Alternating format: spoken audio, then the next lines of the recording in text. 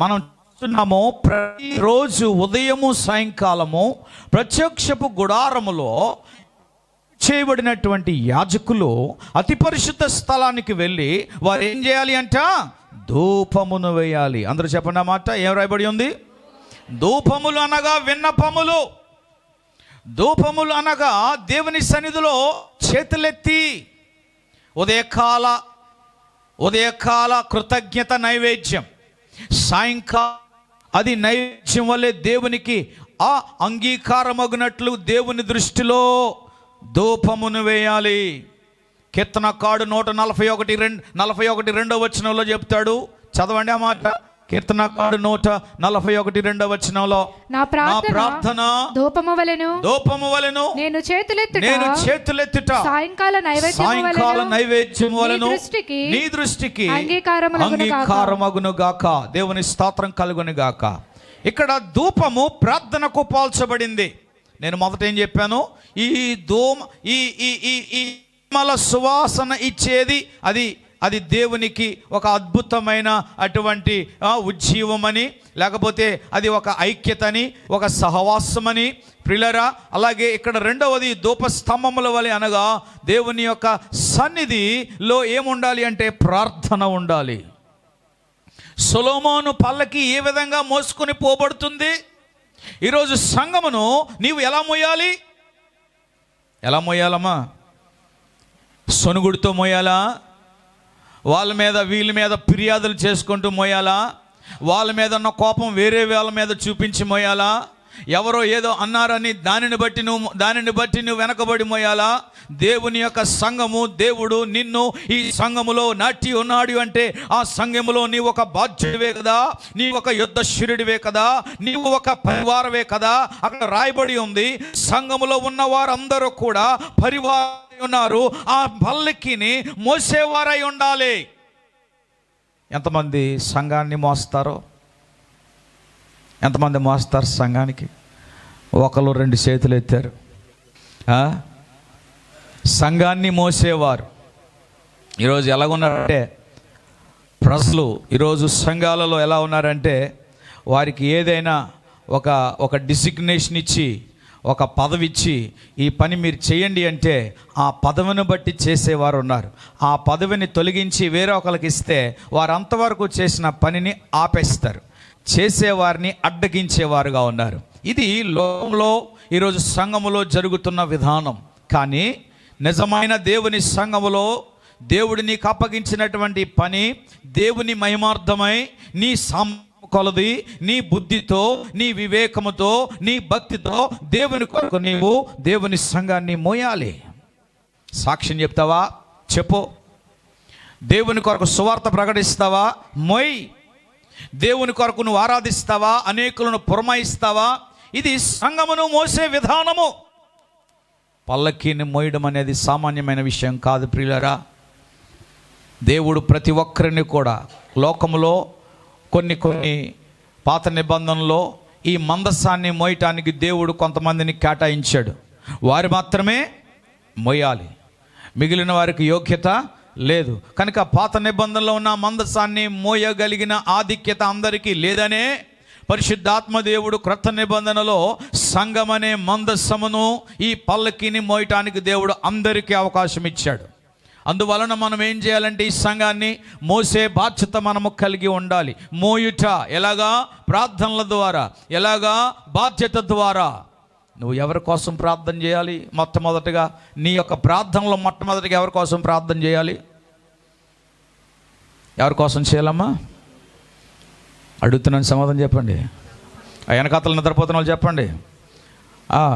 నిద్రపోతున్న వాళ్ళు చెప్పండి. ఎవరి కోసం నీ మొదటి ప్రార్థన చేయాలి? నీ ప్రార్థన ఎవరి కోసం చేయాలి? గట్టిగా చెప్పండి. ఎవరి కోసం చేయాలి? నువ్వు సంఘం కొరకు చేస్తే ఏమండి, సంఘంలో ఉన్నవారు మరొకరు ఇదే సంఘం కొరకు చేస్తే, మరొకరు ఇదే సంఘం కొరకు చేస్తే, నువ్వు కూడా ఈ సంఘం కొరకే చేస్తే ఆ సంఘంలో నువ్వు నేను లేమా? దేవునికి మహిమ కలుగునుగాక. హల్లెలూయా, హల్లెలూయా. విశ్వాసుల యొక్క ప్రార్థన దేవునికి ధూపం వలె చేరాలి. ఆమేన్. నేను ఇంటి దగ్గర చేసుకుంటున్నానండి. ఎవడికి కావాలో నువ్వు చేసుకునే ప్రార్థన ఇంటి దగ్గర, సంఘములో నీ ప్రార్థన దేవునికి కనబడాలా. ఆమేన్. హల్లెలూయా, హల్లెలూయా, హల్లెలూయా, హల్లెలూయా.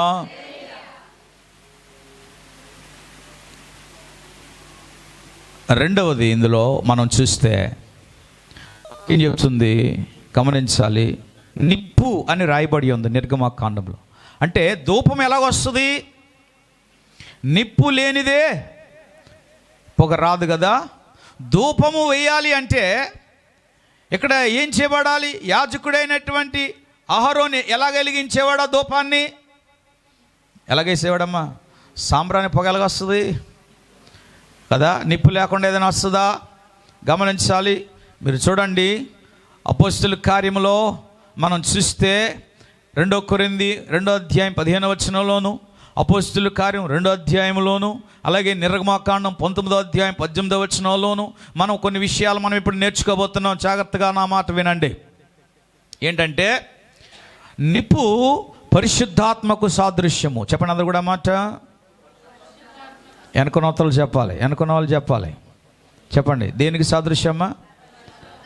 నిప్పు దేనికి సాదృశ్యం? పరిశుద్ధాత్మకు సాదృశ్యం. ఇక్కడ ధూపము పైకి రావాలి అంటే నిప్పు చేత దానిని వెలిగించాలి. నిప్పు లేకుండా ధూపము పైకి రాదు. ఇక్కడ విశ్వాసి ఏ విధంగా ఉండాలి అంటే ప్రియులారా గమనించాలి, అగ్నివలే. దేవుని యొక్క కృపలో ప్రతి ఒక్కరూ అగ్నివలే. దేవుని వాక్యం చెప్తుంది.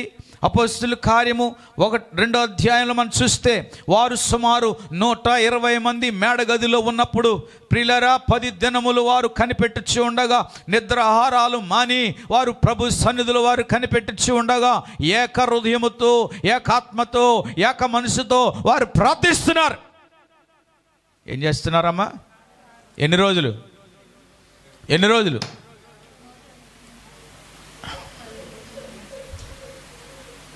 ఏం చెప్పాలో నాకు అర్థం అవట్లేదు.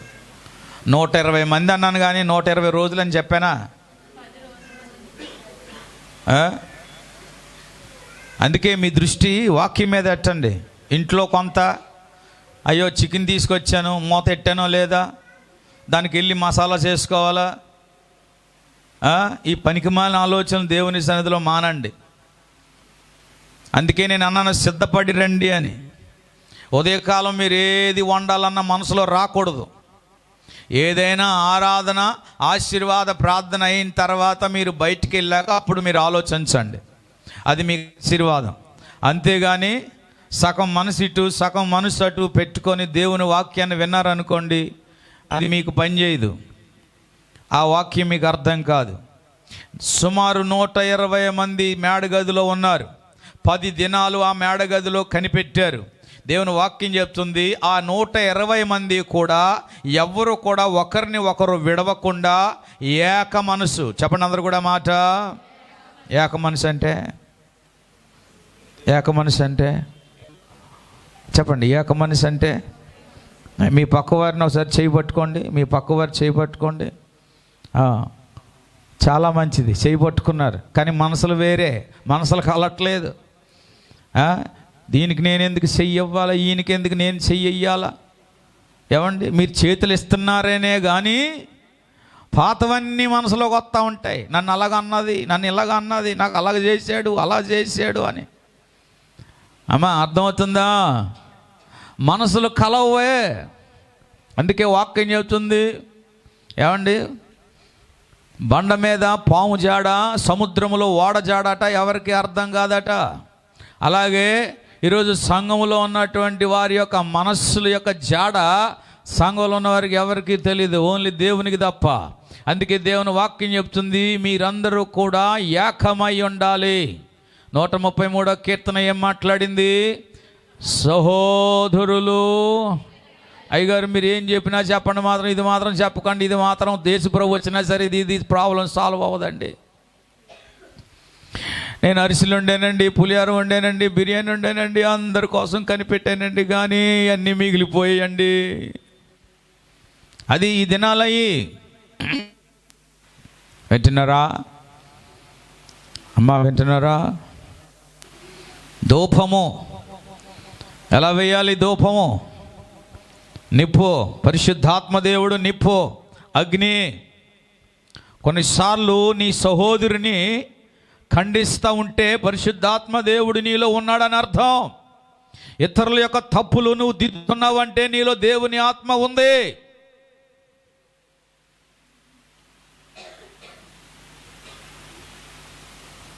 మోషేను దేవుడు సీనాయి పర్వతం మీదకు రమ్మన్నప్పుడు సీనాయి పర్వతం మీదకు వెళ్ళిపోయాడు. వెళ్ళిపోయిన తర్వాత దేవుని యొక్క అగ్ని దిగి వస్తూ ఉండేది. అక్కడ కిందనున్నటువంటి ఇశ్రాయేలీలందరూ కూడా ఆశ్చర్యపోయారు. పరిశుద్ధాత్మ దేవుడు ఆ కాలంలో ఉన్నాడు.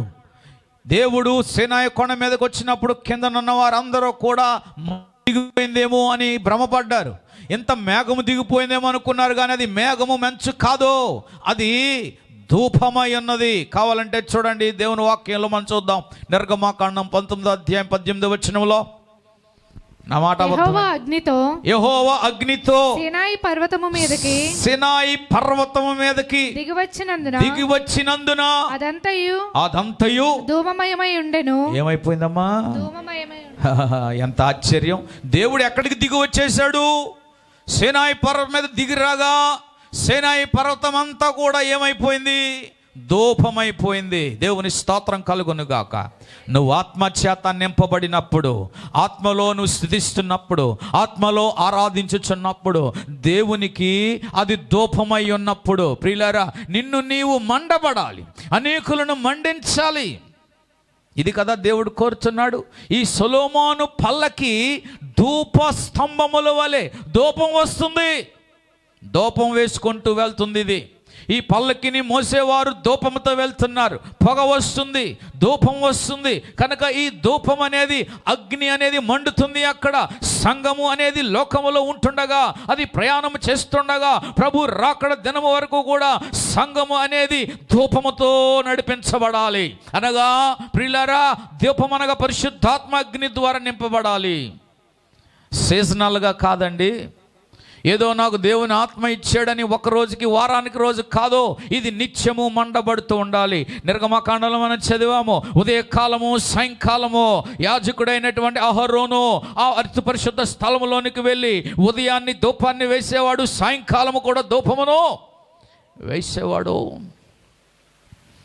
ఇకపోతే దానియేలు గ్రంథంలోనికి వస్తే, దానియేలు కూడా ఉదయకాలము, మధ్యాహ్న కాలము, సాయంకాలము కూడా దేవునికి ధూపం వేశాడు. గమనించాలి.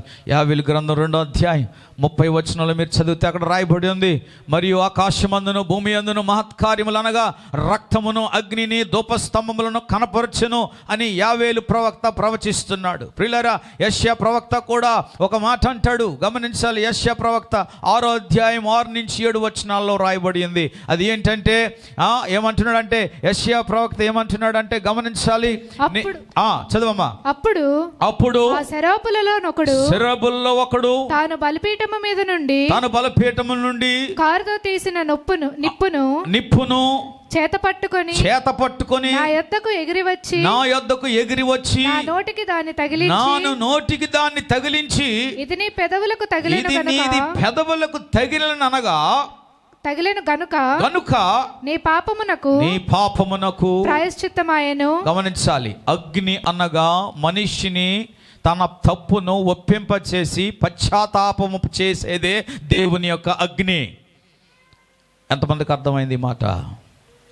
ఎవరైతే తమ తప్పును ఒప్పుకొని పశ్చాత్తాపడతారో, పశ్చాత్తాపడినటువంటి వారి ద్వారా దేవుడు ధూపమును ఆయన స్వీకరిస్తాడు. వారిలోకి దేవుని యొక్క ఆత్మను దేవుడు కుమ్మరిస్తాడు. దేవుని స్తోత్రం కలుగును గాక. ఈరోజు ధూపము పెంతెకోస్తు దినాన ప్రియులారా, మనం చూస్తే అక్కడ శిష్యులు మేడగదిలో కూర్చున్నారు. అక్కడ వాక్యం చెప్తుంది, ఒక బలమైన గాలి. ఏ గాలి అని రాయబడింది అక్కడ? మీరు చదవండి. బలమైన గాలి వంటి ఒక ధ్వని ఆకాశము నుండి అకస్మాత్తుగా. బైబిల్ చదవండి అమ్మా, బైబిల్ చూడండి. మీ బైబిల్ చూడండి, నా ముఖం చూడడం కాదు, బైబిల్ చూడండి. పెంతెకోస్తు పండగ దినము వచ్చినప్పుడు అందరూ ఒక చోట కూడి ఉండగా అప్పుడు వేగముగా వీచు బలమైన గాలి వంటి ఒక ధ్వని ఆకాశము నుండి. ఎక్కడి నుండి వచ్చిందమ్మా? ఆకాశము నుండి ఎక్కడి నుండి వచ్చింది? డ్రమ్ములో నుంచి రాలేదే ధ్వని, లేకపోతే చప్పట్ల నుంచి రాలేదు, ఆకాశం నుండి ఆ ధ్వని వచ్చింది. ఆ ధ్వని వలన వాళ్ళకి ఏమైంది? అక్కడ అకస్మాత్తుగా వారు కూర్చుండి ఉన్న ఇల్లంతయు నిండెను. దేవుని స్తోత్రం కలుగును గాక. అందరం గట్టిగా దేవుని స్తోత్రం చెబుదాం. మరియు అగ్ని జ్వాలల వంటి నాలుకలు విభాగింపబడినట్లుగా వారికి కనబడి వారిలో ఒక్కొక్కరి మీద వ్రాలగా. అందరూ చెప్పండి ఈ మాట, ఒక్కొక్కరి మీద అని చెప్పండి. అందరూ చెప్పండి, ఒక్కొక్కరి మీద. గట్టిగా చెప్పండమ్మా. ఒక్కొక్కరే ముసుగేసుకున్నారేమ్మా, అందరూ ఎందుకు ముసుగేసుకోలేదు? ఒకరిద్దరే వైట్ శారీస్ కట్టారు, మిగిలిన వాళ్ళు ఎందుకు శారీస్ కట్టలేదు? వైట్ ఎందుకు ధరించలేదు? వాక్యం ఏం చెప్తుంది? పక్షపాతం ఏమైనా చూపెడుతుంది ఇక్కడ? దేవుడు అందరికీ ఒక్కొక్కరి మీద, అంటే దేవుని యొక్క ఆత్మకు అనుకూలమైన వారు, అందుబాటులో ఉన్నవారు ఎవరు అనగా ఏక మనస్సును ఏక హృదయమును కలిగిన వారే దేవుని సన్నిధిలో వారు ఆత్మలో పరవశులే ఉండగా పరిశుద్ధాత్మ దేవుడు ఎవరిని వదిలిపెట్టలేదు. దేవుని స్తోత్రం చెబుదాం గట్టిగా. హల్లెలూయా. దేవుడు ఎవరిని వదిలిపెట్టడు. ప్రతి ఒక్కరికి సమానమైన వరములు ఇవ్వడానికి ఆయన ఇష్టపడతాడు. ఏమండి, నీకు దేవుడు వరం ఇచ్చి ఇంకొకరు ఎందుకు వదిలేస్తున్నాడు? The way you are behaving in the presence of God, వారందరూ కూడా ఏకమై ఉన్నారు అని వాక్యం చెప్తుంది. మేడగది అనుభవము ఈరోజు సంఘములో లేనందువలనే ఈరోజు ఉజ్జీవింపబడలేకపోతున్నారు, ప్రార్థన చేయలేకపోతున్నారు, దేవుని ఆత్మ చేత వారు నింపబడలేకపోతున్నారు. కేవలము వారు ఏక మనస్సు లేకపోవడం వలన ఈరోజు సంఘాలు దేవుని ఆత్మ లేకుండా బ్రతుకుతున్నాయి. ప్రతి సంఘాల్లో నిద్ర ఆత్మ పనిచేస్తుంది. ప్రతి సంఘములో నిర్లక్ష్యమనే ఆత్మ పనిచేస్తుంది. ప్రతి సంఘములో కూడా అవిధేయత అనే ఆత్మ పనిచేస్తుంది. ప్రతి సంఘములో తిరుగుబాటు ఆత్మ పనిచేస్తుంది. ఈరోజు ప్రతి సంఘములో కూడా వీక్షిస్తున్న దేవుని ప్రజలారా గమనించండి, ఇది వాస్తవమే. లోబడే సంఘాలు కొద్దివే, దేవుని యొక్క వాక్యాన్ని గ్రహించే సంఘాలు కొద్దివే, దేవుని యొక్క వాక్యాన్ని విని ఆ వాక్యాన్ని అనుసరించేవారు కొద్దిమందే. నేటి సంఘాలు అనేకమైన ఉన్నప్పటికీ అనుసరించే సంఘాలు మాత్రము స్వల్పమైనవే, అవి చాలా కొద్దివి, అవి మాత్రమే ఎత్తబడతాయి. అలాంటి సంఘములో నువ్వు ఉండాలి, అలాంటి సంఘముగా నువ్వు తయారు చేయబడాలి. దేవుడు మనకిచ్చిన ఆధిక్యత. సోమరులుగా ఉండే సంఘాన్ని దేవుడు ఇష్టపడడు, నిద్రపోతులుగా ఉండే సంఘాలను ఇష్టపడడు. సంఘములో ఉన్నవారు ఐహిక విచారాలు దేవునికి తెలియచేయడం దేవునికి ఇష్టం లేదు.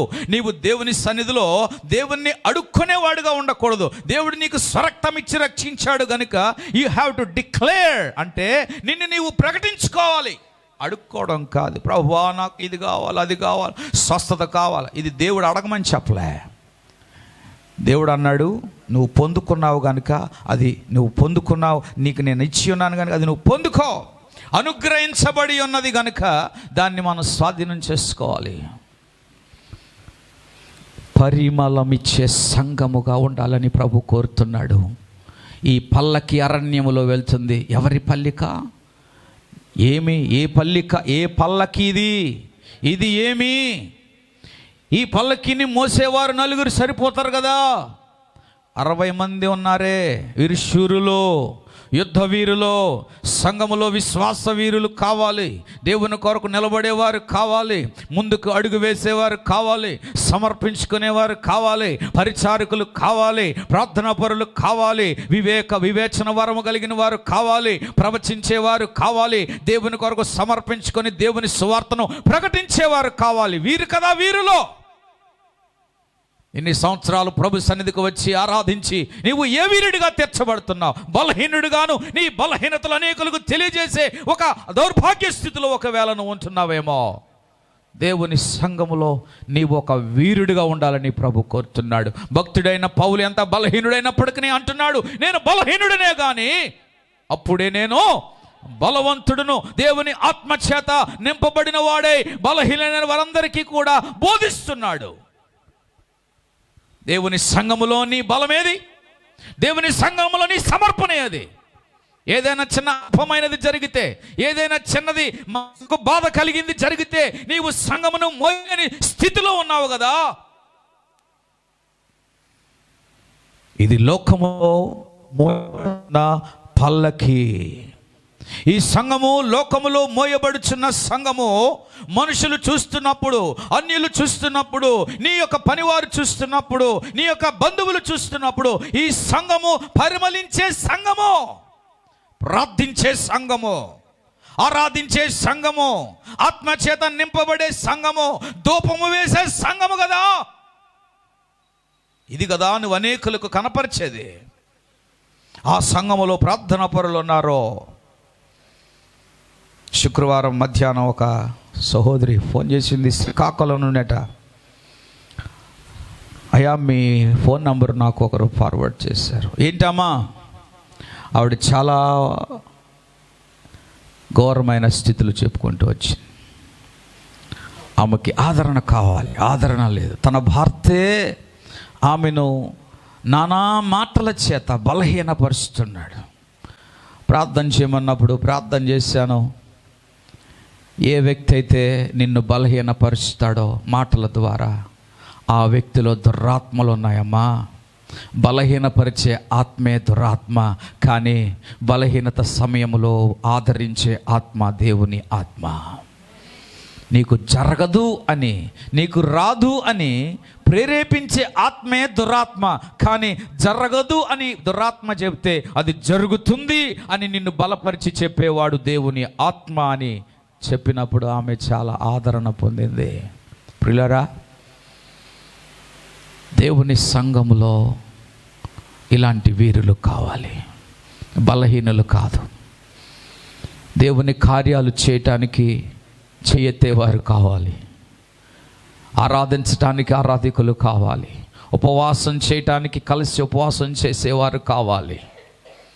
దేవుని కొరకు ఏదైనా మేము చేస్తామండి, మాకు సామర్థ్యము లేదు కానీ సహాయము చేయవాడు ఆయన, మాకు బలము లేదు కానీ బలమిచ్చేవాడు ఆయన అని ఈరోజు ధైర్యముగా నిలబడేవారు కావాలి. అదే దేవుడు కోరుతున్నాడు. అదే కదా దేవుడు కోరుతున్నాడు. ఈ సంఘము సొలొమోను పల్లకితో సాదృశ్యంగా దేవుడు పోలుస్తున్నాడు. పరిమళించు సంఘముగా. అక్కడ ఒక మాట రాయబడి ఉంది. ఏంటి ఆ మాట అంటే, వర్తకుల ద్వారా, వర్తకులు అమ్ము వివిధమైన, ఆ మాట చెప్పండి అందరూ కూడా, వివిధమైన అంటే అనేక రకములైన సుగంధ చూర్ణములతోనూ పరిమళించుచూ వచ్చినట్లు అరణ్య మార్గమున వచ్చుచున్న ఈ సొలొమోను పల్లకి గోపరసముతోనూ చూచుచున్నాము. దేవునికి స్తోత్రం కలుగునుగాక. హల్లెలూయా, హల్లెలూయా. ఇది ఆధ్యాత్మికమైన పరిమళ సువాసనకు సాక్ష్యం. ఇది ఆధ్యాత్మికమైన జీవితానికి సాదృశ్యం. ఒక ప్రియుడు ప్రియురాలును చూచే ఆ చూపు అద్భుతమైనది. ఈరోజు మార్నింగ్ అనుకుంటా నేను మాట్లాడాను, నా సుందరి నా సుందరి అని ప్రస్తావిస్తూ 4వ అధ్యాయం 1వ వచనం అనుకుంటా ఈరోజు నేను మాట్లాడిన మాట. నా ప్రియురాలా నీవు సుందరివి, నీవు సుందరివి, నీవు సుందరివి, నీవు సుందరివి. నీ ముసుగు గుండా నీ కన్నులు గొవ్వ కన్నుల వలె కనబడుచున్నవి. ఆహా, నీ ముసుగు గుండా నీ కన్నులు గువ్వ కన్నుల వలె, గువ్వ నేత్రముల వలె కనబడుచున్నవి. నీ తల వెంట్రుకలు గిలాదు పర్వతం మీద మేకల మందను పోలి ఉన్నది. దేవునికి స్తోత్రం చెప్దామా. ఇక్కడ ప్రియుడు తన ప్రియురాలి యొక్క సౌందర్యాన్ని వర్ణిస్తున్నాడు. సంఘమునకు కూడా దేవుడు ఒక అద్భుతమైన సౌందర్యాన్ని పెట్టాడు. సంఘము క్రీస్తుకి శరీరము. సంఘమునకు క్రీస్తు శిరస్సు అయి ఉన్నాడు. గమనించాలి. అయితే ఈ శిరస్సుకు సంఘము శరీరము ఏ విధంగా ఉందో, శరీరానికి అవయవాలు అనగా కళ్ళు, ముక్కు, నోరు, పెదవులు, పళ్ళు, చెవులు, వెంట్రుకలు, తల, ఇవన్నీ కూడా ఒక సౌందర్యములో భాగము. అంతకంటే ఎక్కువగా ఈ శరీరంలో ఉన్నటువంటి అంతర్గ భాగములు, అవయవాలు, అవి కూడా చాలా అద్భుతమైనవి. ఇక్కడ గమనించాలి, ఇక్కడ సొలొమోను తన యొక్క సౌందర్యాన్ని వర్ణిస్తున్నాడు, ప్రియురాలు యొక్క సౌందర్యాన్ని. ఇక్కడ పరమార్థం ఏంటంటే సంఘము యొక్క ఆత్మీయమైన సౌందర్యం. సంఘము యొక్క ఆత్మీయ సౌందర్యము ఎలాంటిదంటే, లోకములో వాటి హెచ్చును తగ్గ వారు లేకపోయినా ఇంకనూ దేవుని కొరకు కనిపెట్టే సహనము, కనిపెట్టే ఓపిక, అది అద్భుతమైన సౌందర్యం, ఆత్మీయమైన సౌందర్యం. ఇది దేవునికి పరిమళించే సౌందర్యం. దేవుడు మెచ్చేది మన బాహ్య సౌందర్యము కాదు. ఈరోజు మన బాహ్య సౌందర్యాన్ని మనము దిద్దుకుంటున్నాం. కానీ దేవుడు కోరేది అంతరంగ సౌందర్యం. అది ఆయన మెచ్చుకోవాలి. మన భక్తిని, మన ప్రవర్తనను ఎవరు ఏదైనా అన్నా సహించుకునే ఆ గుణమే అద్భుతమైన సౌందర్యం. యేసు ప్రభు వారిని ముమ్మారు తిట్టినా, ముమ్మారు దూషించినా ఆయన మారు మాట్లాడక తండ్రిని మహిమపరిచాడు. ఆయన ఆకారమందు మనుష్యుడిగా కనబడ్డాడే కానీ సౌందర్యహీనుడు. కానీ అంతరంగములో తండ్రి అయిన దేవునికి ఆయన సౌందర్యుడు.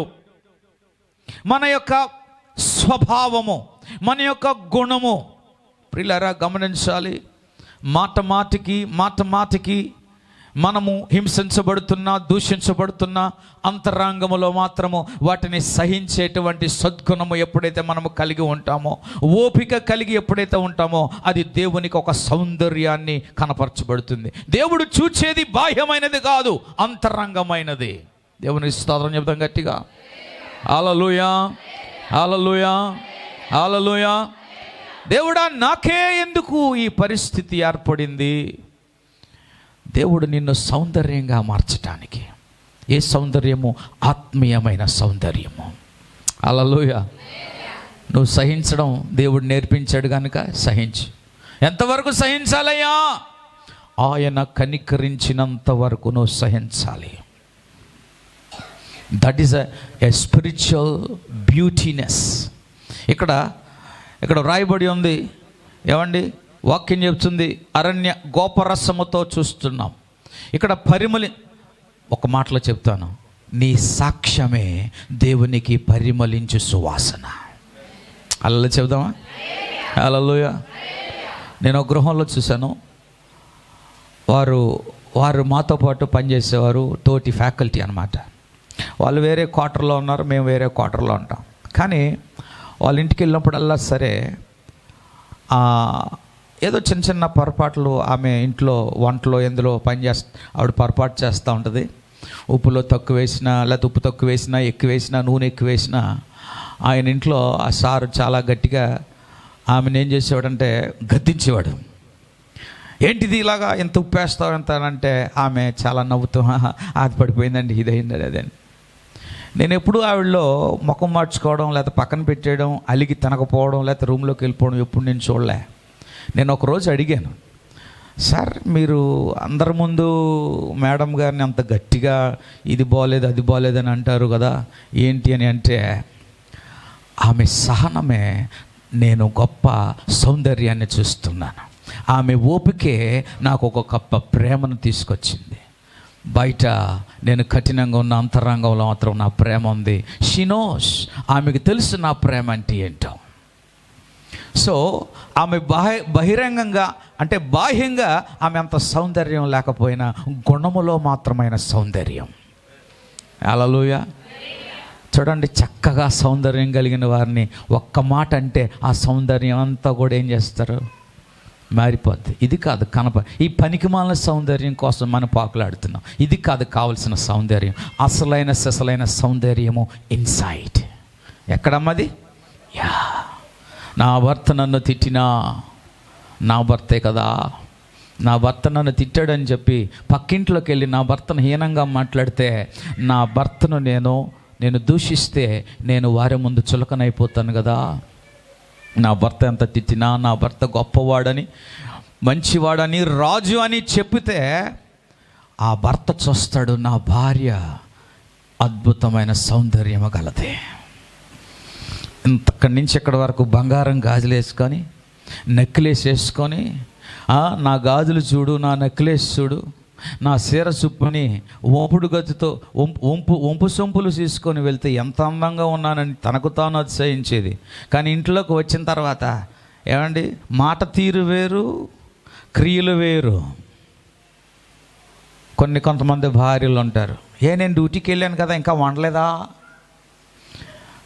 ఏమండి, ఈరోజు కుటుంబాలలో ఈ బాహ్యమైన సౌందర్య గుణాలు వేరు, కానీ దేవుడు అడిగేది అంతరంగ సౌందర్యము. దేవుని స్తోత్రం చెబుదామా. ఏ సౌందర్యము? ఈరోజు ఉదయమే నేను ప్రస్తావించాను, మీరు ఫోటోషాప్ ద్వారా తయారు చేయబడిన యేసు ప్రభు వారి యొక్క చిత్రపటాన్ని మీరు చూసి, అబ్బా యేసు ప్రభు ఎంత అందంగా ఉన్నాడని మీరు అనుకుంటారేమో. మీరు అనుకున్నంత అందగడుగా యేసయ్య. ఆయన రక్తపు మరకల నుండి తీసుకున్న DNA ద్వారా, లేటెస్ట్ టెక్నాలజీ ద్వారా ఆయన యొక్క ఛాయ చిత్రాలను గుర్తించి గీసినటువంటి ఆ ఛాయను చూస్తే మనకు చాలా ఆశయం వేస్తుంది, యేసు ప్రభు ఇలాగ ఉన్నాడా అని. అందుకే వాక్యం చెప్తుంది, ఆయన ఆకారమందు మనుష్యుడు మాత్రమే కనబడ్డాడు, కానీ ఆయన అందహీనుడు, ఆయన సౌందర్యహీనుడు. ఆయనలో అందము లేదు, ఆయనలో సౌందర్యము లేదు. మనలను సౌందర్యవంతులుగా చేయడానికి ఆయన అందహీనుడిగా అయ్యాడు. అందుకే యేసు ప్రభు అంటే ఎవరికి ఇష్టం ఉండేది కాదు, బికాస్ బై సీయింగ్ అపియరెన్స్. కానీ ఆయనలో ఉన్న ఆత్మను బట్టి, ఆయన చేసిన అద్భుతాలను బట్టి అనేక మంది ఆయనకు కనెక్ట్ అయ్యారు. పేతురుని అన్నాడు, పేతురు నువ్వు నన్ను ప్రేమిస్తున్నావా? బాహ్యంగా యేసు ప్రభు శరీరమును ముఖమును చూస్తే ప్రేమించరు. ఏదో ఒకరోజు నేను చూపిస్తాను. నాకే ఆశ్చర్యం వేసింది. ఆ స్టడీ నేను చదువుతున్నప్పుడు శాస్త్రజ్ఞులు, బైబిల్ పండితులు ఆ చిత్రపటాన్ని చూసినప్పుడు వాళ్ళే ఆశ్చర్యపోయారు, షాక్ అయ్యారు. యేసు ప్రభు యొక్క చిత్రపటం ఎలా ఉంటుందా? ఈరోజు ఆ టెక్నాలజీ వచ్చింది. మీ యొక్క పూర్వీకులు ఒకవేళ మీ తాత ముత్తాతలను చూడాలనుకుంటే ఆ DNAని బట్టి ఆ ఛాయలు, ఆ రేఖలన్నీ కూడా గీయగలరు. ఆ టెక్నాలజీ అందుబాటులోకి వచ్చింది. యేసు ప్రభు యొక్క ఛాయ చిత్రాలు అంత సౌందర్యము లేదు, కానీ సౌందర్యహీనుడై మనందరిని సౌందర్యవంతులుగా చేయటానికి తండ్రికి ఆయన సౌందర్యవంతుడిగా. అందుకే ప్రభు అంటాడు, నా ప్రియ కుమారుడు ఈయన యందు నేను ఆనందించుచున్నాను. See the inner beauty towards God. అంతరంగంలో ఆత్మీయతలోను ఆత్మలోను దేవునికి విధేయుడై, ఆయన యొక్క పిలుపుకు విధేయుడై, ఆయన అభిషేకానికి ప్రియులారా, ఆయన యొక్క వాక్కుకు లేఖనములు నెరవేర్చటానికే మనుష్య కుమారుడు వచ్చినందువలన ఆకారమందు ఆయన అందహీనుడిగా ఉన్నప్పటికీ తండ్రి దృష్టిలో ఆయన సౌందర్యవంతుడే. నీ గుణములో నువ్వు సౌందర్యవంతుడిగా ఉండాలి. దేవుని స్తోత్రం చెబుదాం గట్టిగా, హల్లెలూయా. నీ సాక్ష్యములో నీ సౌందర్యం రావాలి. అంతేగాని బాహ్యమైన సౌందర్యము కాదు, సంఘము యొక్క సౌందర్యము ప్రియులారా సాక్ష్యములో ఉంది.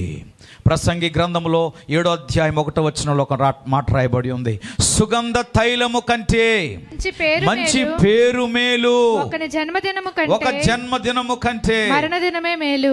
మొదటి తిమోతి గ్రంథములో మనం చూస్తే అక్కడ లుబ్రోన్లోను ఈకోనిలోను మంచి పేరు గల విశ్వాసులు ఉన్నారు. అపోస్తలుల కార్యం 16వ అధ్యాయం 2వ వచనములో ప్రియులారా, తిమోతి అమ్మమ్మ గారి పేరు ఈకోని. ఓకే, అక్కడ రాయబడి ఉంది. అపోస్తలుడైన పౌలు ఈ అద్భుతమైన మాటలు చెప్తున్నాడు. క్రీస్తు సువాసన వెదజల్లుచున్న ఒక మాట చదవండి అక్కడ, అపోస్తలుల కార్యం 16:2.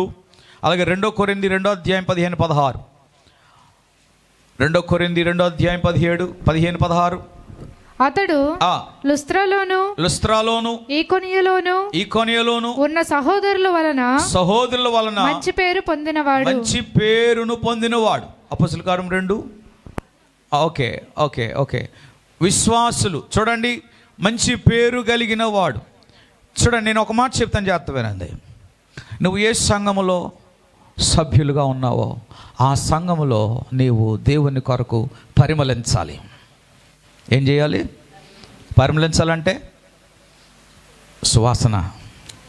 అన్ని విషయాల్లో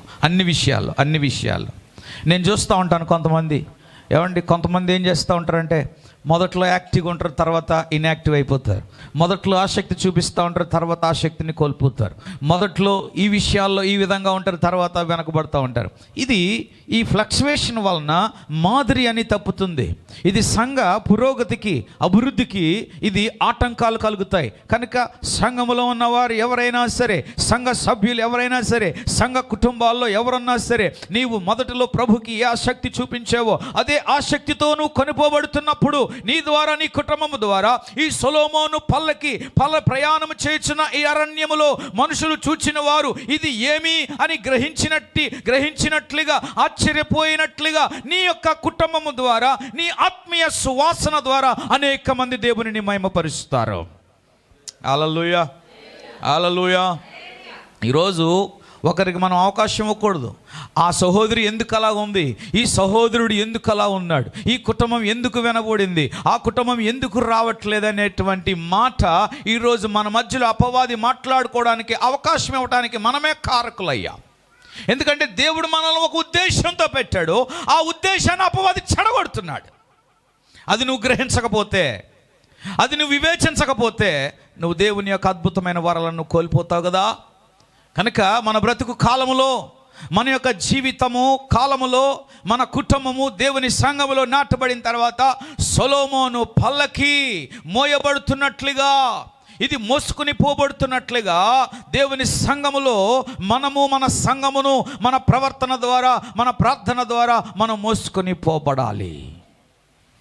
పరిమళించే సువాసన, నువ్వు దేవునికి ఇచ్చేది పరిమళ సువాసన, నీవు దేవుణ్ణి ఆరాధించేది పరిమళ సువాసన, నువ్వు దేవుని సమయానికి ముందే వచ్చేది పరిమళ సువాసన, నీవు మనుషులతో ఐక్యపరచబడేది అది సువాసన, నువ్వు సమాధాన పడేది అది సువాసన, ఒకరి ఎడల ఒకరు ప్రేమ కలిగి ఆతిథ్యాన్ని ఇచ్చేది అది ఒక పరిమళ సువాసన.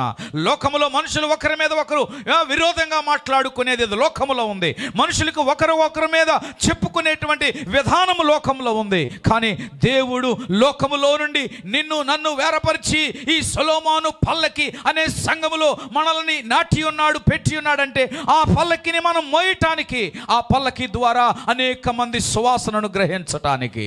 అదే కదా దేవుడు మనల్ని పిలిచాడు. ఈ సత్యాన్ని దేవుని బిడ్డలు గ్రహించాలి. దేవుని పల్లకిని మోయటానికే మనం వచ్చాం, దేవుని పల్లకిని మోయటానికే మనం ఈ సంఘములో ఏర్పరచబడ్డాం. కనుక ప్రభువా, నీ పల్లకిని నేను మోయటానికి నన్ను బలపరచండి, నన్ను వీరునిగా చేయండి, నన్ను ఒక సువాసనగా మార్చండి. నేను ఒక యుద్ధ వీరుడి వలె కనబడాలి, ఒక విశ్వాస వీరుడిగా కనబడాలి, ఒక ప్రార్థన వీరుడిగా నేను కనబడాలి. ప్రభువా, ఎల్లప్పుడూ కూడా నా బలహీనతలో నేను వ్యక్తపరచకూడదు. You may be having lot of weaknesses in your life. నీ జీవితంలో ఎన్నో బలహీనతలు ఉన్నప్పటికీ సొలొమోను పల్లకిని మోయటానికై దేవుడు నిన్ను నియమించి ఉండగా, ఆ బాధ్యత నీకు అప్పగించి ఉండగా, ఎంత బలహీనతలో ఉన్నా సరే నేను బలవంతుడును. ఈ నీళ్ళ పండగలలో గ్రామ దేవతలు లేకపోతే గ్రామ పండగలు చేసినప్పుడు వాళ్ళు మోస్తూ ఉంటారు. అంటే అందరికీ ఆధిక్యత రావాలి, ఆ సంవత్సరం మాకు మోసే భాగ్యం వస్తే మాకెంతో పుణ్యం చేసుకున్నట్టు అనేటువంటి భావిస్తారు వాళ్ళు. ఆ పూరి జగన్నాథ్ రథాన్ని మోయటానికి తండోపతండాలుగా పరుగులెత్తారు. ఆ రథాన్ని లాగితే మా జీవితంలో ఏదవుతుంది, ధన్యమవుతుంది అని గమనించాలి. సంఘము అనే పల్లకిని మోయటానికి దేవుడు నీకు ఇచ్చాడు అవకాశం. ఎలా మోయాలి? పల్లకిని మోసేవారు నిద్రపోతారా? పేతురు గారు చెప్పాలి. సంఘమును మోసేవారు నిద్రపోతారా? పల్లకిని మోసేవారు నిలబడిపోతారా? మా చిన్నప్పటి కాలంలో కొత్తగా వివాహం అయితే ఆ పెళ్లి కొడుకుని పెళ్లి కూతుర్ని పల్లకీలో మోసేవారు. అవునా? ఈ పల్లకీలో ఏం చేస్తారు వీళ్ళు అంటే ఏం చేయరు, అలా కూర్చోవడమే. ఎత్తుగా ఉన్న వాళ్ళు మోస్తే ఎత్తుగా కనబడతారు, పొట్టి వాళ్ళు మోస్తే పొట్టిగా కనబడతారు. ఊరంతా తిప్పుతారన్నమాట. పాపం వాళ్ళకి డబ్బులకి మోస్తారు, ఎందుకంటే వాళ్ళు వివాహం చేసుకున్నారని ఊరేగిస్తారు పల్లకీలో. అది ఘనత. ఒక రోజుతో అయిపోయింది. రెండో రోజు మోయమంటే మోస్తారా? మోయరు. కానీ ప్రభు నీకు నాకు అవకాశం ఇచ్చాడు. ఆ పల్లకీలో నిన్ను పెట్టి ఆయన మోస్తున్నాడు. దేవునికి మహిమ కలుగును గాక. నువ్వు నిలబడి సాక్ష్యం చెప్తున్నావంటే ఎవరు మహిమపరచబడుతున్నారు? నీవు నీ సంఘంలో ఎంతమంది తిట్టినా, ఎంతమంది నిన్ను దూషించినా, ఇంకా నీ సంఘమును నువ్వు ప్రేమించి నిలబడి ఉన్నావంటే అది ఎవరికి మహిమ? ఇప్పుడు మీరు చెప్పండి. ధూపస్తంభముల వలె ఏం చదివారు మీరు? ధూపస్తంభముల వలె, ధూమస్తంభము వలె అరణ్య మార్గమున వచ్చుచున్నది. ఇది ఏమి? ధూపరసముతోను సాంబ్రాణితోను వర్తకుల అమ్ము వివిధమైన సుగంధి చూర్ణములతో పరిమళించుచు వచ్చుచు ఇది ఏమి? ఇప్పుడు చెప్పండి, ఇదేమిది? ఇదేంటిది? సొలొమోను పల్లకి. ఆ సొలొమోను పల్లకి ఎవరు చెప్పాలి? అందరూ చెప్పాలి. ఏది ఎక్కడుందా సంఘం? నేనే సంఘం. చెప్పండి, ఆ సంఘము ఎవరు? ఆ సంఘము ఎవరు? ఎంతమంది ఉన్నారు దీనికి పరివారు? 60 మంది. 60 సంఖ్య గురించి నేను వేరే చోట చెప్తా. 60 సంఖ్య, 60 మంది. ఈ 60 మంది ఎలాంటి వారని వాక్యం రాయబడి ఉంది. ఎవరమ్మా? ఎవరు? మోహన్ గారు ఎవరు? వీళ్ళు తిండిపోతులు కాదు, నిద్రపోతులు కాదు, సోమరిపోతులు కాదు, తిరుగుబాట్లదారు కాదు, నిర్లక్ష్యపరులు కాదు. వీళ్ళు యుద్ధ వీరులు. దేవుని స్తోత్రం కలుగును గాక. యుద్ధ వీరులు అంటే ఎల్లప్పుడూ అలర్ట్గా ఉండేవారు. దేవుడి మాటల ద్వారా దేవుడు మీ హృదయాలను తెరుచునుగాక. సంఘములో ఉండాలి? ఉద్యమం ఉండాలి. సంఘములో ఉండాలి? ప్రార్థన ఉండాలి. సంఘములో ఉండాలి? పరిశుద్ధాత్మ యొక్క నింపుదల ఉండాలి. ఇదే దేవునికి సువాసన. దేవుడు అలాంటి సువాసనతో మన సంఘమును నింపునుగాక. ఆమేన్. తలలో వంచండి, ప్రార్థన చేద్దాం. వెత్తబడిన వాక్యాన్ని దేవుడు మీతో మాట్లాడితే దేవుని దగ్గర ఒప్పు